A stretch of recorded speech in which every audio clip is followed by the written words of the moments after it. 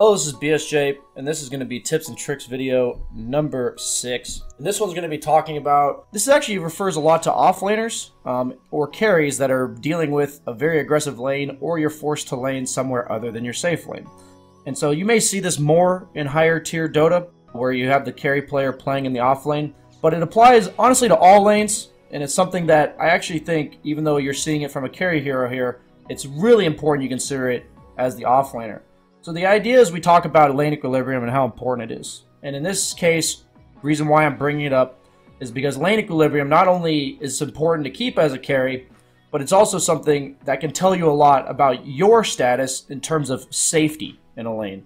And what I mean by that is, if the lane is pushing into you, the better the enemy players are, the more likely they are to try to make plays.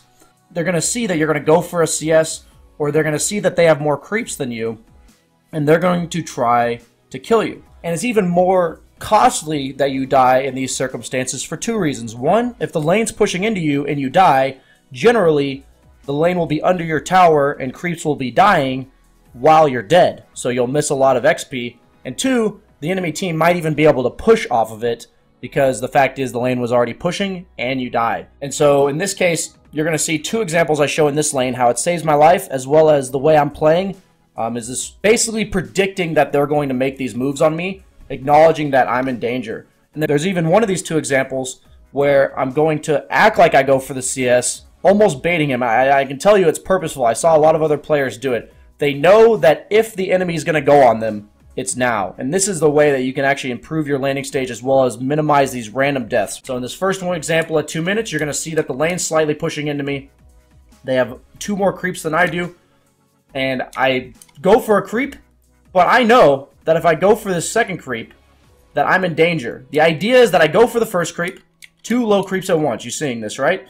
And if you go for that first creep and then stick around for that second creep, look what's going to happen to me. I'm simply going to die. And that's because the lane is pushing into me that I recognize this happening. I didn't know this Earth Spirit's here for sure, but he is missing, and I have to recognize the potential threat. So when you're in these dangerous lanes, the last thing you want to do is make predictable movements when going for CS. If you make predictable movements, these kind of deaths are not avoided. They're just going to simply kill you with whatever roamer they're looking to go on you with.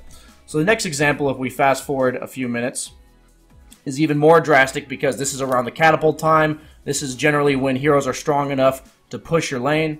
And you're going to see a perfect example where I actually juke the guy, meaning I act like I'm going for the CS, and I don't, and he tries to go for the kill on me. And it's also, like I said, at the point where they can potentially push, because Terrorblade has meta, they have a catapult. Right here, the lane's pushing really hard into me, and this is very important. You know that you're in more danger when the lane's doing this, and that's what we're emphasizing here. And you may say, BSJ, only good players are going to do this to me. Fact is, I've watched it in 4K coaching sessions, and the only thing that's different from a 4K player to like a top tier player is the top tier players are more likely to punish you for this, and if you make these mistakes at any bracket, it's simply going to cost you a certain percentage of the time. So you're going to see here that the lane is pushing into me. I act like I'm going to go for this deny and CS. And then I back off, and Earth Spirit misses the roll on me. At a time where, notice that the 2 times he's really tried to go on me was when the lane was pushing into me. If you were to fast forward through this entire laning stage, the amount of times that they tried to go on me when my lane was pushing towards them was equal to 0. And the point is that these are the costly deaths that you can avoid in the laning stage. And we're wanting you to think about not only maintaining the lane equilibrium like we talk about in our other videos, but to realize what it means for you. And that's the emphasis we're trying to make. You're almost always in more danger if the lane is pushing into you.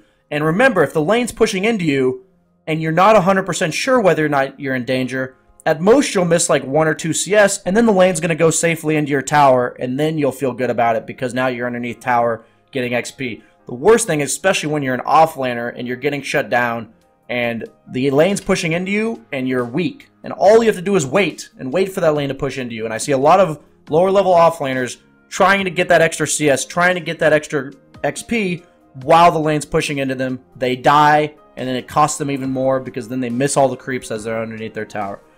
So I hope you guys enjoyed this brief tips and tricks video number 6 on how to dodge aggression in the laning stage, and I'll see you guys next time.